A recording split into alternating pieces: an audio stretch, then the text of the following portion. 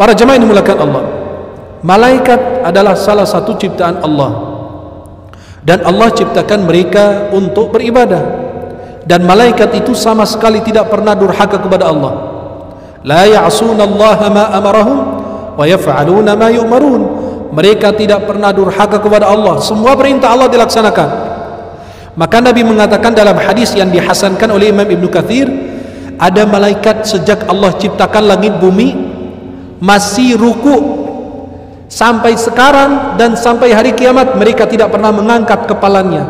Kalau mereka sekali mengangkat kepala, mereka memandang Allah dan mereka mengatakan, subhanaka ma abadnaka haqqa ibadatik, maha suci engkau, kami tidak menyembahmu dengan sebenar-benarnya. Dan ada malaikat dari Allah ciptakan langit bumi masih sujud sampai hari kiamat nanti, tidak ada satupun yang mengangkat kepalanya. Dan tidak ada malaikat yang meneteskan air mata karena khawatir, takut kepada Allah dan azabnya Allah, kecuali tetesan air mata itu jatuh kepada malaikat yang lain yang sedang sujud maupun yang sedang ruku. Malaikat itu makhluk yang paling mulia. Maka kalau ada yang bilang Harut dan Marut itu malaikat yang durhaka, maksiat, itu salah. Di dalam surat Al-Baqarah ayat 102, wattaba'u ma tatlu syayatinu ala mulki Sulaiman, Allah turunkan Harut dan Marut memberitahukan orang, hati-hati, jangan sampai kalian tergelincir untuk mengikuti sihir, karena sihir itu bukan dari Allah tapi bisa dipelajari dalam kitab-kitab. Maka itu menjadi ujian. Artinya apa? Mereka memberitahukan manusia, hati-hati, sihir itu bisa dipelajari, ilmu hitam itu kamu bisa dapat dalam kitab. Maka itu bukan ilmu dari Allah, maka itu dibilang ilmu sesat, ilmu yang tidak bermanfaat. Maka habis salat subuh diajarkan, Allahumma inni as'aluka ilman Kalau ilmu tidak bermanfaat, ya percuma. Kemudian malaikat-malaikat Allah semuanya taat, tidak ada satupun yang durhaka. Maka kalau ada yang bilang Harut dan Marut itu malaikat disiksa sampai hari kiamat, itu salah. Kenapa? Karena kaidahnya, dasarnya bahwa malaikat semua taat dan tunduk kepada Allah Subhanahu wa ta'ala. Allah Subhanahu wa ta'ala gabungkan antara beriman kepadanya dengan beriman kepada malaikat. Maka rukun iman ada, halo? Ada berapa? 6. Pertama, beriman kepada Allah, kepada Allah, kitab-kitab Allah, rasul-rasul Allah, beriman kepada malaikat. Maka kalau Anda beriman kepada Allah, tidak beriman kepada malaikat, ya berarti iman Anda kurang. Sama dengan orang asyhadu an la ilaha illallah dan tidak mau asyhadu anna Muhammadar Rasulullah. Maka itu belum sempurna imannya. Allah Subhanahu wa ta'ala ciptakan malaikat dari cahaya. Dalam hadis sahih Muslim dari Aisyah radhiyallahu anha, khuliqatil malaika min nur wa khuliqal jan min nar wa khuliqa Adam mimma wusifa lakum. Allah ciptakan malaikat dari cahaya, Allah ciptakan jin dari api, dan Allah ciptakan Adam dari sesuatu yang Allah ceritakan dalam Al-Quran. Apa? Dari tanah. Malaikat ini memiliki sayap. Ada yang punya 2 sayap, ada yang punya 3, ada yang punya 4, ada yang lebih dari itu, sampai Jibril 600 sayap. Allah Subhanahu wa ta'ala berfirman, ja'ilil malaikata rusula uli ajnihatin matna wa thulatha wa ruba'. Ada malaikat memiliki 2 sayap, ada yang 3, ada yang 4. Dan subhanallah, malaikat ini adalah makhluk-makhluk yang luar biasa, tidak pernah bosan beribadah kepada Allah. La yaftaruna an ibadatillah. Mereka tidak pernah bosan, tidak pernah lelah, tidak pernah capek untuk beribadah kepada Allah Subhanahu wa ta'ala. Yang kita bahas di sini adalah malaikat Jibril. Sifatnya malaikat Jibril apa? Yang pertama, dia guru Rasulullah Muhammad SAW. Jibril alaihissalam malaikat yang mulia, guru daripada Rasulullah. Maka ketika Nabi SAW baca Quran dan bercepat sebelum dibacakan oleh Jibril, takut Nabi lupa, kata Allah, la tuharrik bihi lisanaka lita'jala bih, inna alaina jam'ahu wa qur'ana. Jangan menggerakkan lidahmu wahai Muhammad sebelum dibacakan oleh gurumu Jibril alaihissalam. Kenapa? Karena kami akan mengumpulkan Al-Quran di dalam dadamu, dan kami akan menjelaskan isi dan kandungan Al-Quranul Karim. Maka Jibril sifatnya guru Rasulullah. Maka orang yang tidak berguru itu sesat. Ya, ada yang bilang saya berguru langsung kepada Nabi, itu sesat juga. Maka dalam ilmu tasawuf, man la syaikha lahu fa syaikhuhu syaitan. Barang siapa yang tidak punya guru, maka gurunya siapa? Syaitan. Jangan lihat saya ya, lihat ke atas, kanan, kiri gitu. Barang siapa tidak punya guru, maka gurunya syaitan. Kalau ada yang bilang, ayo kita kembali ke Quran dan hadis, belajar dari Quran dan hadis sendiri, ambil aja dari Quran, ngambil dari hadis Nabi, salah. Kenapa? Karena kalau Anda ke dokter, harus Anda ke apoteker lagi. Nggak mungkin Anda nebus obat sendiri karena penyakit, dan apoteker itu yang tahu. Ada resep dari dokter, kita datang ke apoteker lagi, dia kasih takaran sesuai dengan penyakit kita masing-masing. Maka kalau Anda terjun baca Quran, bisa sesat. Kenapa? Karena ada ayat yang masih dibaca tapi hukumnya sudah tidak berlaku. Seperti apa? Jangan masuk sholat dalam keadaan mabuk. Kan kita udah nggak ada, sudah ada pengharaman untuk khamar tersebut. Dan ayat-ayat yang lain, faqtulu anfusakum fataba alaikum. Dalam syariat Nabi Musa, orang dulu kalau mau taubat harus bunuh diri. Kan Allah yang bilang dalam surat Al-Baqarah. Tapi alhamdulillah dalam umat Islam sudah dihapus itu, udah nggak berlaku. Syariat kita berbeda. Kalau mau taubat antara kita sama Allah, di tengah malam gelar sajadah, ya beristighfar, berzikir kepada Allah, Allah akan ampuni dosamu. Yang kedua, kekuatan yang dimiliki oleh Jibril alaihissalam itu kekuatan yang paling tinggi. Maka Allah khususkan dengan wahyu. Beliau memiliki 600 sayap dan dilihat oleh Rasulullah langsung. Yang ketiga, taat seluruh malaikat, nunduk kepada malaikat Jibril karena malaikat yang paling tinggi jabatannya. Yang keempat, amanahnya Jibril, orang yang menjaga amanah. Kenapa Allah khususkan beliau membawa turun wahyu? Karena amanahnya Jibril alaihissalam. Pekerjaan Nabi malaikat Jibril alaihissalam pertama mengajarkan Rasulullah, pekerjaan beliau. Yang kedua, taat kepada Allah subhanahu wa ta'ala dan memenuhi semua panggilan dan permintaan Allah, selalu taat kepada Allah. Yang ketiga, mendampingi Rasulullah SAW, pekerjaan Jibril ketika Isra Mi'raj. Dan pekerjaan Jibril adalah membawa turun wahyu kepada para nabi dan rasul. Pekerjaan Jibril adalah menghancurkan negeri-negeri yang zalim, seperti yang terjadi di kaum Nabi Lut, ya, dan nabi-nabi yang lain. Maka Jibril alaihissalam tugasnya apa? Pertama, mengajarkan nabi. Yang kedua, taat kepada Allah Subhanahu wa taala. Yang ketiga, mendampingi Rasulullah Isra Mi'raj. Yang keempat, ikut bergabung dalam perang bersama Rasulullah SAW dan para sahabat. Kemudian Jibril alaihissalam pekerjaannya, beliau membawa turun wahyu kepada para nabi dan rasul. Dan antara pekerjaan Jibril alaihissalam, beliau khusus untuk menghancurkan negeri-negeri yang zalim yang Allah ceritakan dalam Al-Quran. Maka 5 desa atau tempat yang berbuat perbuatan keji di zaman Nabi Lut itu diangkat oleh Jibril alaihissalam dengan satu sayap sampai ke langit, dan ditinggal kembali sampai terdengar suara anjing dan binatang, diangkat sampai ke langit lalu diletak, maka menjadi titik terendah di muka bumi, dan itu namanya laut mati. Kandungan garam tertinggi di laut mati itu. Padahal itu tempat orang diazab, tapi lama-lama sekarang jadi tempat wisata di Jordan. Orang datang foto pakai apanya, dan ngambang itu di atas air. Kalau Anda masuk ke dalam air tersebut, ngambang di atas air, karena kandungan garam tertinggi adalah di laut mati. Kemudian tugas Jibril alaihissalam memberi wasiat untuk senantiasa memperhatikan tetangga. Kata Nabi SAW, ma zala Jibril yusini bil jar hatta dhanantu annahu sayuwarrithu. Jibril senantiasa mengingatkanku kepada tetanggaku, sehingga kata Nabi, aku kira tetangga ini akan mendapatkan sebagian daripada harta warisan. Nabi sudah dapat wahyu, sudah diberitahukan bahwa beliau adalah utusan Allah. Nabi SAW berdakwah, tapi secara sembunyi-sembunyi. Beliau mulai dengan keluarganya dulu, tetangganya, sahabatnya. Maka kalau berdakwah itu nggak perlu harus duduk di mimbar, nggak harus naik mimbar, nggak harus di TV. Berdakwah itu orang-orang di sekitarmu.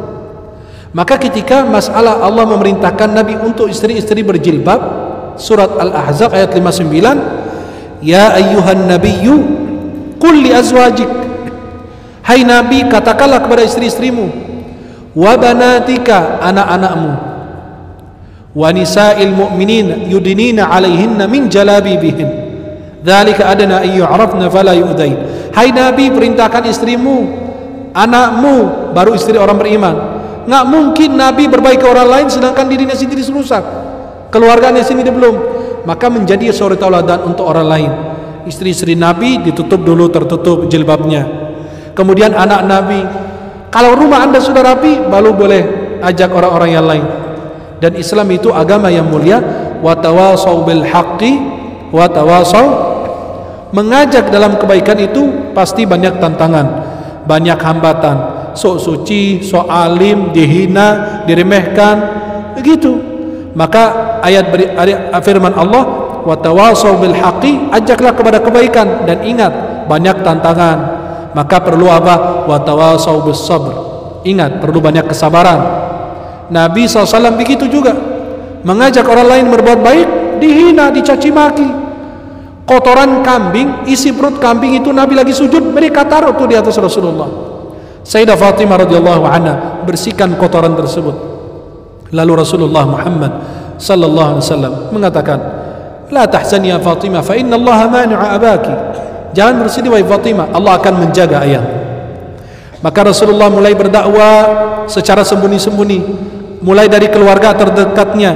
Wa anzir ashiratakal aqrabin, ya, kasih peringatan, ajaklah saudara-saudaramu, orang-orang keluarga Nabi SAW. Akhirnya yang beriman pertama adalah istri Rasulullah dari kalangan wanita. Pertama istri Rasulullah Sayyidah Khadijah radhiyallahu anha. Ketika Nabi SAW menyatakan aku Rasulullah, istri Rasulullah langsung pertama beriman kepada beliau, karena tahu Rasulullah itu tidak pernah berdusta, tidak pernah mengkhianati orang, tidak pernah menyembah berhala dan lain sebagainya. Yang kedua, dari kalangan laki-laki dewasa adalah Abu Bakr As-Siddiq radhiyallahu anhu.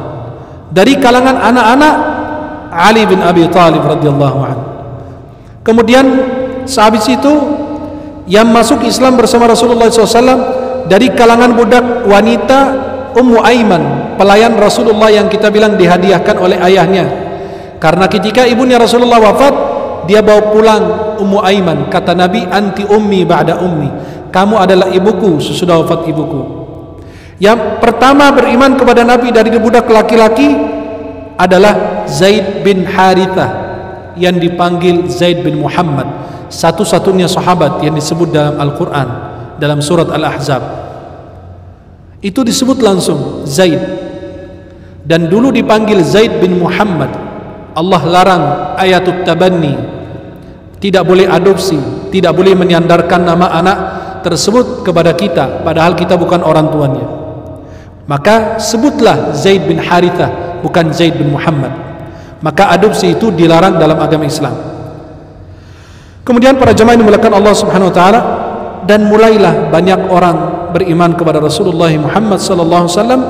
Ternyata laki-laki pertama dari kalangan laki-laki dewasa pertama Sayyidina Abu Bakar As-Siddiq, sesudah beriman kepada Nabi Muhammad SAW, langsung beliau ternyata bukan berdiam saja, tidak, malah mengajak orang-orang lain. Sayyidina Abu Bakar As-Siddiq radhiyallahu an mengajak Sayyidina Uthman ibn Affan, Az-Zubair ibn Al-Awwam, Abdurrahman ibn Auf, Sa'ad ibn Abi Waqqas, Talha ibn Ubaidillah. Sehabis Abu Bakar masuk Islam, 5 orang masuk Islam melalui Abu Bakar As-Siddiq radhiyallahu an.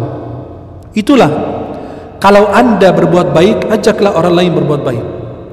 Nabi SAW dalam Sahih Muslim, ad-dallu 'alal khairi kafa'ili, man dalla 'ala khairin falahu mithlu ajri fa'ili. Barang siapa menunjukkan kepada sebuah kebaikan, maka dia akan meraih kebaikan sebagaimana orang tersebut melakukannya, dan kita akan meraih pahala juga. Maka Nabi SAW dalam Sahih Muslim berkata kepada Ali bin Abi Thalib, ya Ali, la ayyahdi bika Allahu rajulan wahidan khairul laka min hurun na'am. Wahai Ali, jika satu orang mendapatkan hidayah melalui kamu, itu lebih bagus daripada onta merah. Onta merah itu yang paling berharga, Mercy sekarang, Alphard sekarang. Unta merah itu sangat berharga bagi orang Arab. Dan dalam riwayat, khairul laka minad dunya wa ma fiha, lebih baik daripada dunia dan isinya. Luar biasa. Maka jika kita datang ke pengajian, ngajak satu orang, dapat pahala. Jangan kita datang pengajian, kita di rumah aja kita share, tiba-tiba ada penghalang, ada tamu, atau ada urusan keluarga, atau lagi sakit, lalu kita udah share kajian tersebut, ternyata ada 2-3 orang datang, kita dapat pahala dari mereka. Maka ketika Rasulullah SAW mengatakan, ada orang meraih pahala seperti orang yang puasa. Apa? Mereka yang berbagi berbuka puasa kepada orang yang berpuasa, dapat pahala tanpa dikurangi pahala orang berpuasa itu sedikit pun, kata Nabi Muhammad sallallahu alaihi. Nabi SAW diperintahkan untuk berdakwah, mengajak banyak orang. Maka Allah berfirman, wa'mur ahlaka bis salati wastabir 'alaiha, perintahkan keluargamu untuk senantiasa menjaga salat dan bersabarlah dalam mengajak mereka. Ada seorang istri curang, suami curang, istri mau masuk surga sendiri, suami mau masuk surga sendiri, anak masuk surga sendiri. Istri yang rajin ibadah nggak pernah ngajak suami, nggak pernah mengingatkan anak, masya Allah salat 5 waktu, rajin tepat waktu, tapi masih ada tugas, suami dan anak tidak pernah diajak. Seorang suami yang curang, senantiasa beribadah dan lupa dengan istri dan anaknya. Seharusnya orang muslim itu bermanfaat bagi banyak orang, khususnya orang terdekatnya, agar kita bisa masuk surga sekeluarga insyaallah. Para jemaah yang dimuliakan Allah, pertama kali Rasulullah berdakwah secara sembunyi-sembunyi.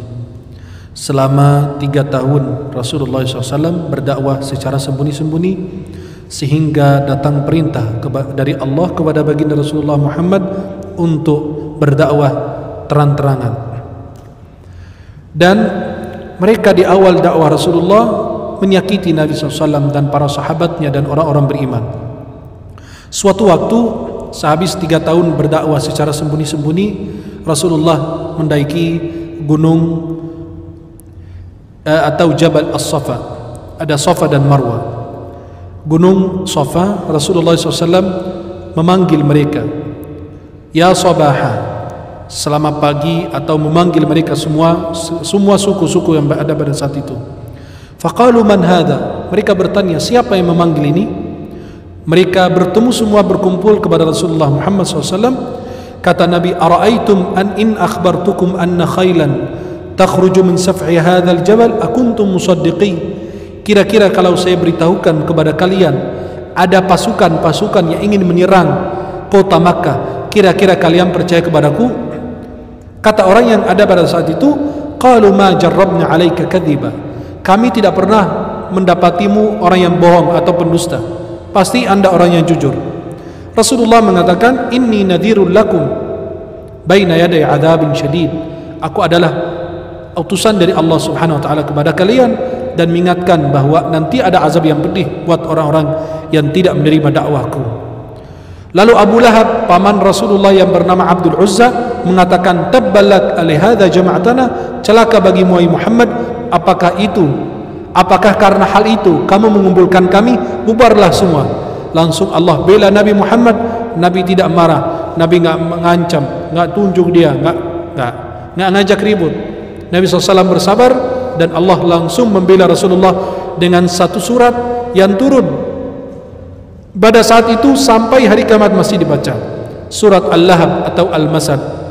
Allah berfirman, tabbat yada abi lahabin wa tab, ma aghna anhu maluhu wa ma kasab, sayasla naran dhata lahab wa imra'atuhu hammalatal hatab fi jidha hablum min masad.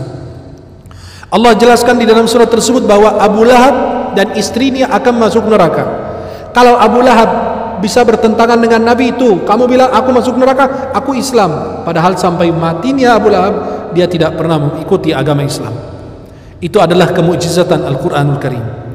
Kemudian para jamaah yang dimuliakan Allah, orang pada masuk Islam satu persatu, tetapi orang-orang yang lemah, ya, orang-orang yang lemah, bawahan mereka, bukan atasan mereka, karena mendapati agama Islam ini agama yang penuh dengan kasih sayang, agama yang penuh dengan keadilan. Dan ternyata suku-suku Quraisy pada saat itu tidak suka dengan apa yang terjadi di masa mereka.